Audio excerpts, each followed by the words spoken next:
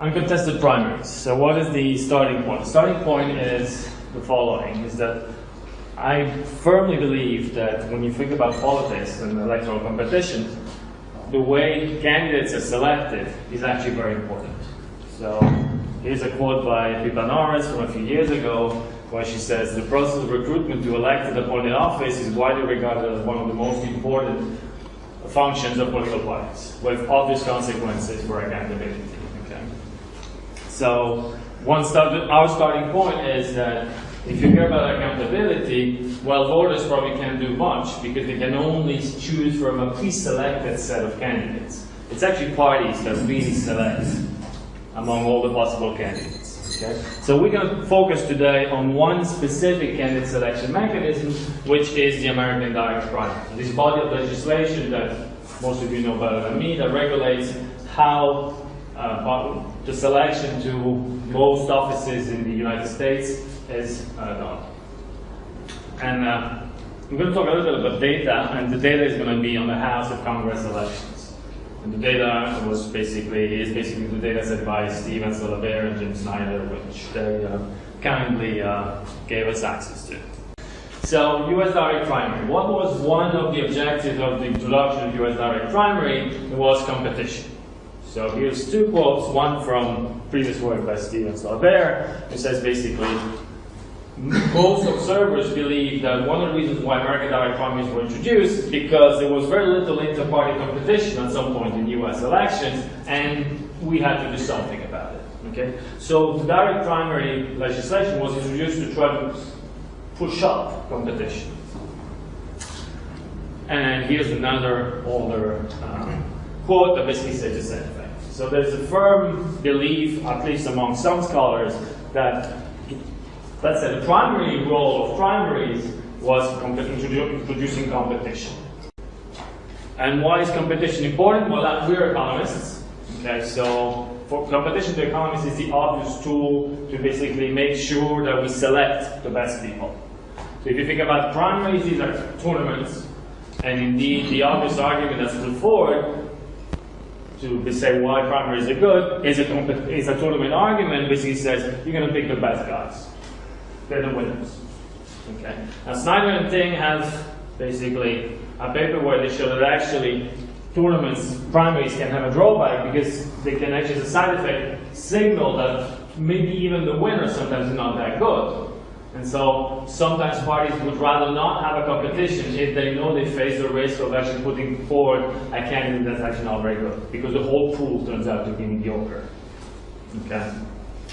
Another reason why you want to have tournament-type competition is for moral hazard issues. Suppose you need to, I don't know, have a set of students write a paper. If you don't give them some incentives, they won't work much. Okay? And in basically many fields, we have this idea that to foster incentives to work, you typically have to introduce some type of competition. Now, in previous work, we actually showed that sometimes it's better not to have competition, for example, when candidates are ideologically motivated. So when the candidates care about policy, then sometimes having competition is not a good thing. But in general, the feeling is competition is good.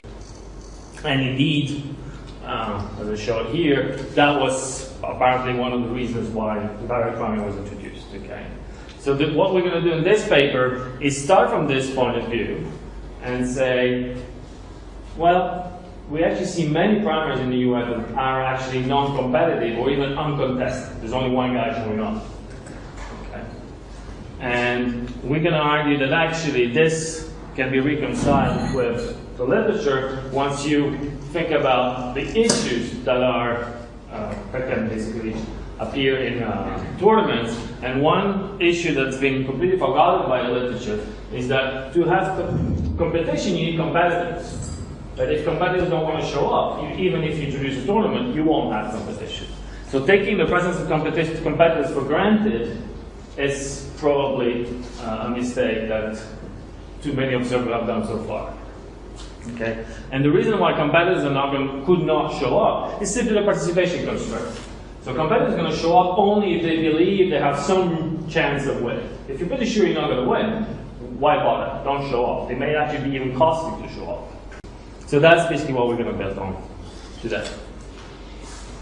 Now, just to show you a snapshot of how uncontested primaries are in the US, I took this a graph from previous work by Steve, and basically here you have on the y-axis the fraction of contested races. And if you look at the if you look at the curve that depicts the degree of competition in races where there's an incumbent, you see that actually contested race only account for something like 35% of total primaries nowadays in the US. So 65% of those races are uncontested. There's only one guy running and nobody else shows up against them. Okay. So the share of uncontested races is huge in the US. When I presented this in Canada a couple of months ago, Nicola Persico basically said, I cannot believe this graph is correct. Show you the economists are very typically surprised by this. Why do we see so many uncontested primaries? The obvious reasons that you can find in the literature are obviously incumbency advantage. The incumbent has an advantage because he's better, he's learned how to do the job, and so on and so forth. Candidate ideology, there are lots of papers, I have a few there, basically that argue that there's typically a trade-off between competition and ideology, because there's this belief that primaries may actually push candidates to polarize.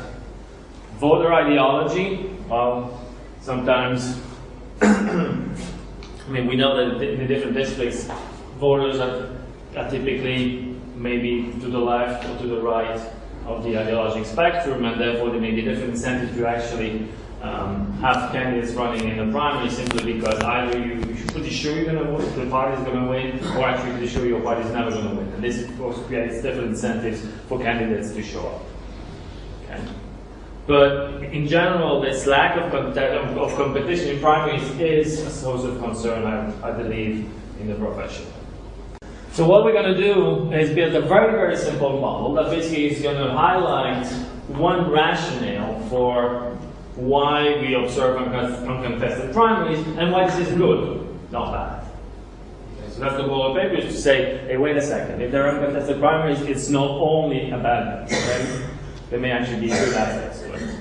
And then I'm going to show you some data from the House elections that basically are consistent with the model. Okay, so this part is really work in progress, so I'm just going to show you a snapshot, but we'll see when we get there.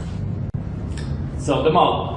Very simple model, two-party electoral game, so you have Democrats, Republicans, parties offer a candidate in each to the electorate in each district, so this is typical first-past-the-post single-member district elections, like in the US. Okay. This is the key characteristic, so this answer to your question is going to be competence. What is competence? Is what you want. So some form of balance, capacity to tackle the election-specific policy issue, whatever you want. Okay. And this competence is just going to be a random draw from a distribution. To make the algebra simple, we take it uniform on 0, 1. It's just to make the algebra easy. We're also going to focus on what I call a partial equilibrium analysis. All the focus is going to be on what's going on inside party D.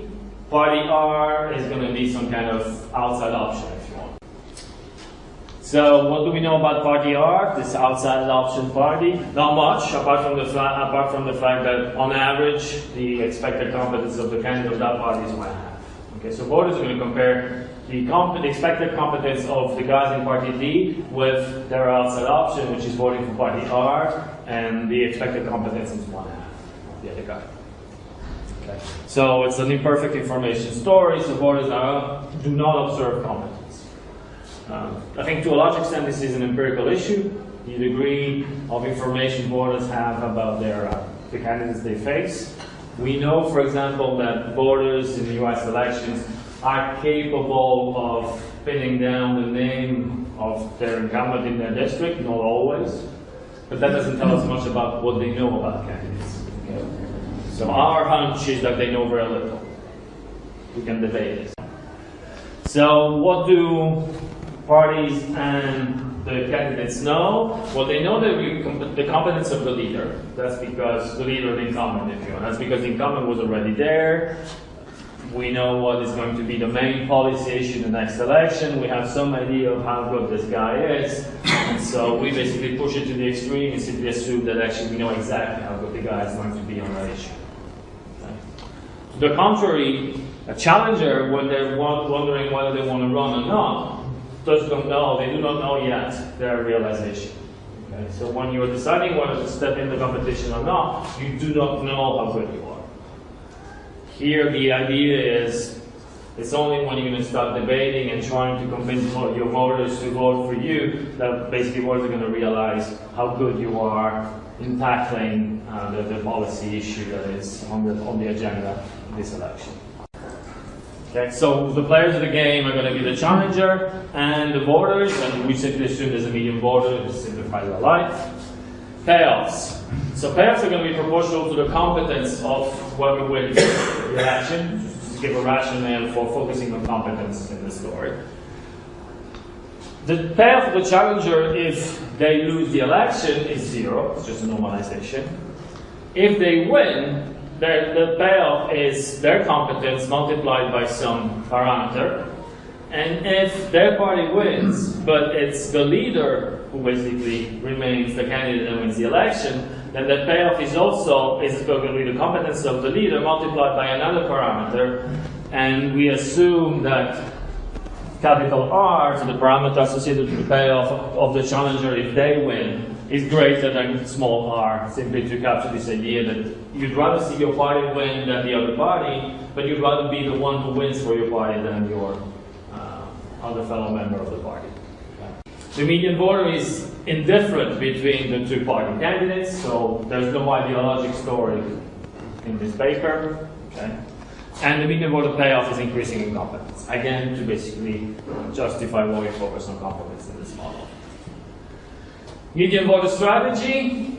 The median voter is going to observe the candidate selection procedure. So he does not observe competence, but he observes how candidates were selected. And arguably, it's easier to observe what's going on inside a party than to observe actually how good the candidates are. Okay, so that's the idea. So he's going to form beliefs about the competence of the two candidates. Remember, the candidate of party R has just this 1/2 competence, and then basically the candidate of party D is therefore going to be the one that basically pushes the median voter to one side or the other side.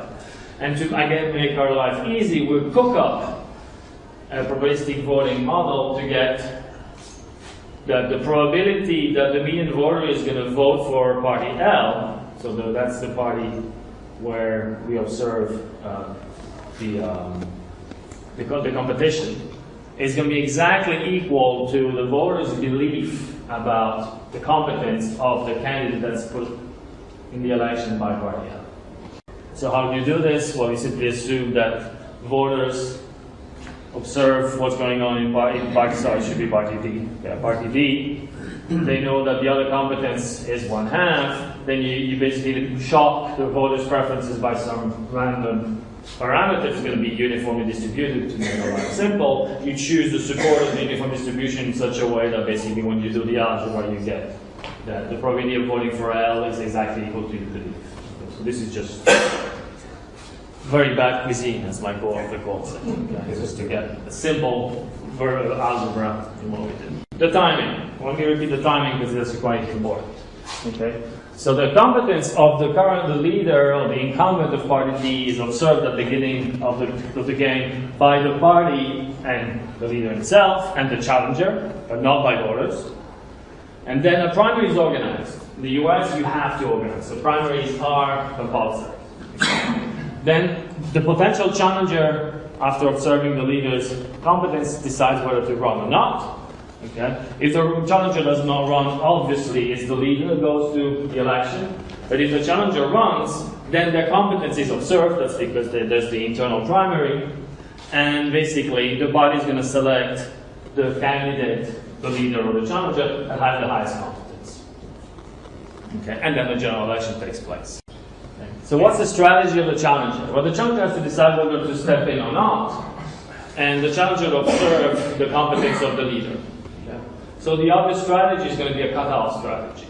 If the competence of the leader is above a certain level, the challenger said, no, you're just too good, I don't show up.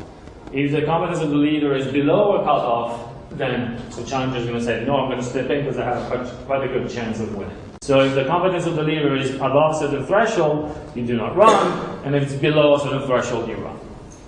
So if you look at the space of possible realizations of competence of the leader and the challenger, then we can divide the space of competences in 3 areas. This is the area where the leader is so good. Now, if the leader is not good enough, then the challenger wants to run, and here 2 things can happen, right? The leader can remain the candidate of the party, and this happens in this area here, the triangular area. Otherwise, the challenger can win a primary, and then it's them who are going to be running in the election. And this happens in this area here. So once you know which cases, where the different winners are in this area, you can compute beliefs just by computing the areas in these 3 areas, and then you basically get this obvious first result about beliefs. The posterior beliefs about the party candidate are going to be actually always strictly higher when it is the leader that becomes the party candidate and when the leader was uncontested. So the belief associated with this area is always the highest of all 3 beliefs. Now, comparison of these 2 beliefs is quite obvious, because you're comparing beliefs about leaders in a situation where they were not contested and a situation where they were contested, and you know by construction, given the challenger strategy, that if they were uncontested, their competence is at least equal to C bar, whereas if they were contested, then the competence is below this. So clearly beliefs here must be lower than here. The non-obvious comparison is between the challenger and the leader in these 2 cases, and it turns out that actually it's the leader belief that's highest. So here's the message of the paper. I can stop here.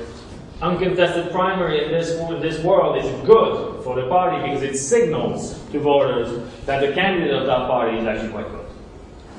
So maybe uncontested primary are not so bad after all. If you believe that this story has some bite, then we can worry a bit less about the fact that 65% of primaries in the US are uncontested. So what we do next is compute actually the cutoff. Okay, so we write down the net utility of the challengers from victory under the current leadership, so the leader remains the candidate. We basically write down the net utility if it's the challenger that wins. So if you write down the indifference condition between the case where the candidate does not run against the leader and the case in which the candidate runs against the leader, and here is the leader that remains the candidate, and here is the challenger that becomes the candidate. And basically you replace the B's or the beliefs with their actual functional form given our assumptions, and you solve this equation for C bar, you get the cutoff. Okay? Now P here is the extent to which the leader can actually enforce some kind of punishment on challengers if they have the guts of running against them and then lose. Okay, so there's this idea that another reason why we don't see challengers running against typically incumbents is they know that if they lose, so if they don't manage to kick out the incumbent, they will be the ones who are going to get punished, get kicked out. So suppose that actually at the moment, initially, the leader can actually fully punish the challenger. So suppose that you consider a scenario where the challenger knows that if they enter and they lose, they will be killed. Then the cutoff is still an interior. So the cutoff is still strictly below 1, even in that case. So even in the case where the leader can actually threaten full physical punishment to challengers, there's still a cutoff below which challengers are willing to enter. And this cutoff is less than 1.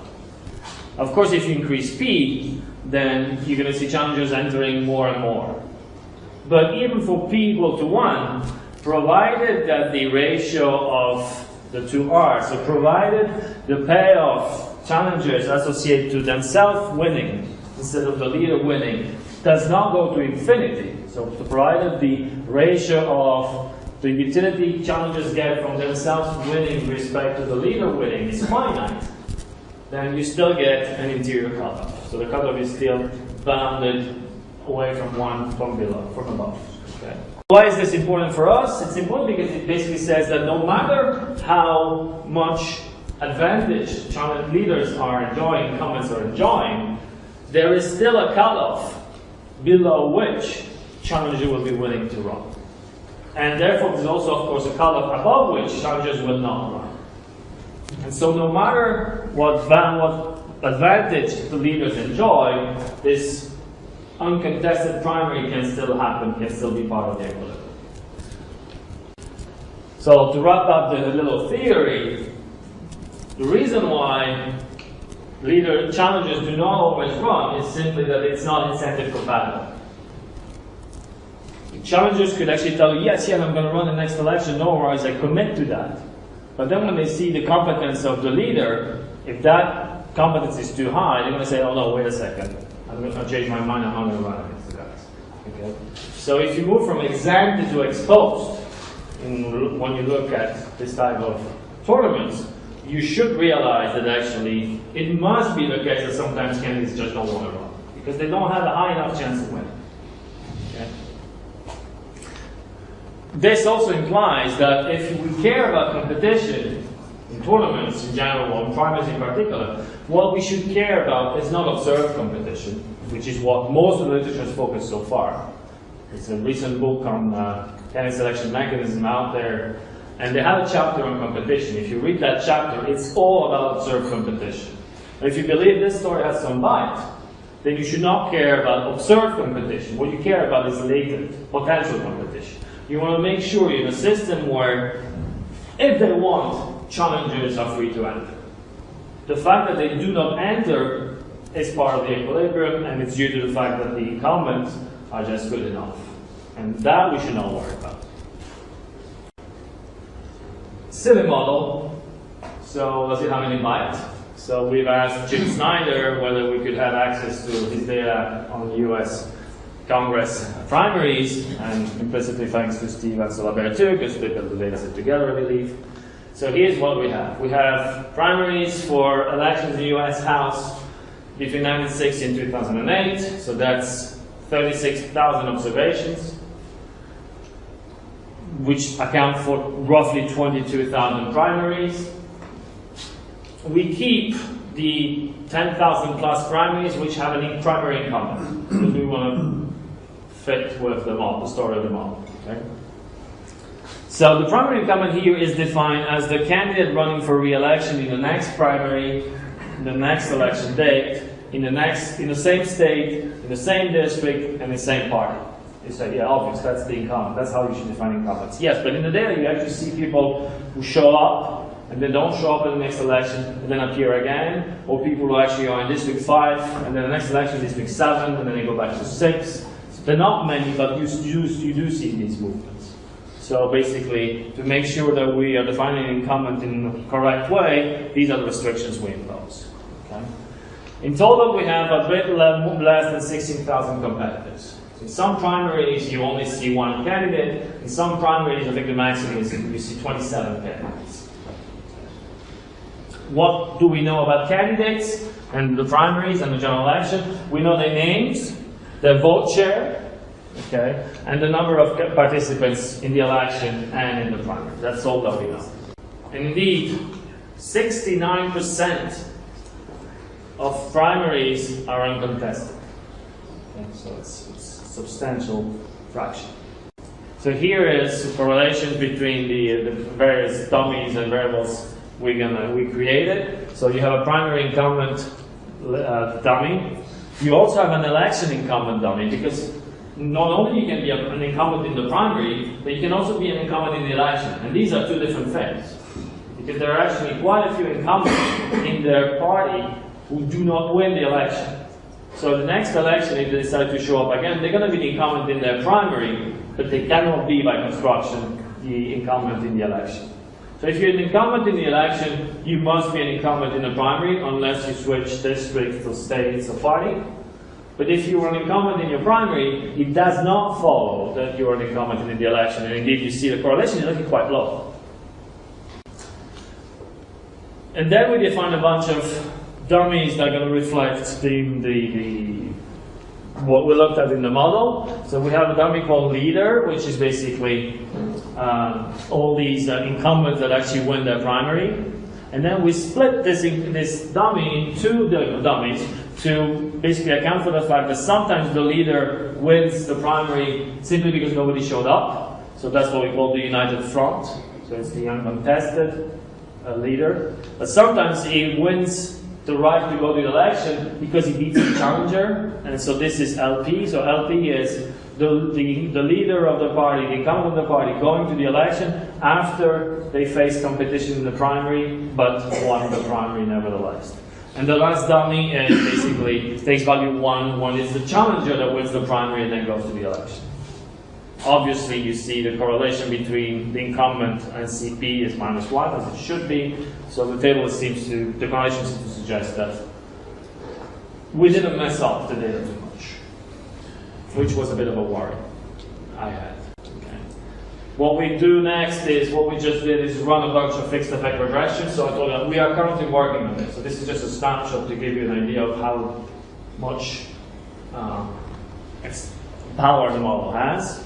So we're going to basically regress the vote share on a constant and the obvious dummies we care about. So the electoral incumbency dummy, and then also the primary states, which may be the leader when he was uncontested, the leader after being contested, or the challenger who wins the primary. Okay. So it's standard fixed effects regressions. And in the second part of the table, I'm going to cluster standard errors at the cross-sectional group dimension to account for possible state or district specificities. So here are the regressions. What you see is the classical result that being an election incumbent increases to your vote share, and this increases significantly different from 0. Notice that the effect is not very big. This could be due, I actually believe it is due to the fact that we are looking at a subsample only of the electorate, and also it is due to the fact that the way we define the electoral incumbency is different from what's being done in the literature. So here you are an electoral incumbent every time you show up at the election and you had won your election in the previous electoral year in your district. Okay? So I have multiple observations of quite a few of these incumbents. Whereas the typical way electoral incumbency advantage has been measured in the literature is to look at the change in the vote share the first time you switch from non-incumbent to incumbent. And typically, the first time the jump is actually big, higher than what you observe next. So that's why I guess the electoral incumbents coefficient is smaller. Usually it's between 0.5 and 12, it's between 5 and 12%. Here you only have between 1 and 2%. Okay. But these are the coefficients I care about. Yes, this is the last slide. So. Primary incumbent increases your vote share by 5% on average. Okay, and if you split this into the different types of primary candidates you can observe, when you have a leader that was uncontested in that primary, their vote share on average goes up by 6%.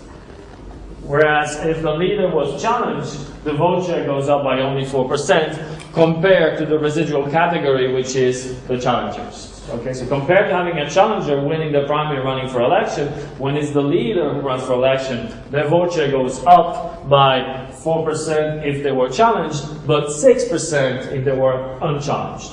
So the data seems to be at least saying here that our model has some light, because the united front, the uncontested primary effect is in the data. Okay, what's not consistent with our model is the comparison of these two effects. So if you compare challengers with leaders that were challenged, the model suggests that actually the challenger should have a higher vote share than the leader.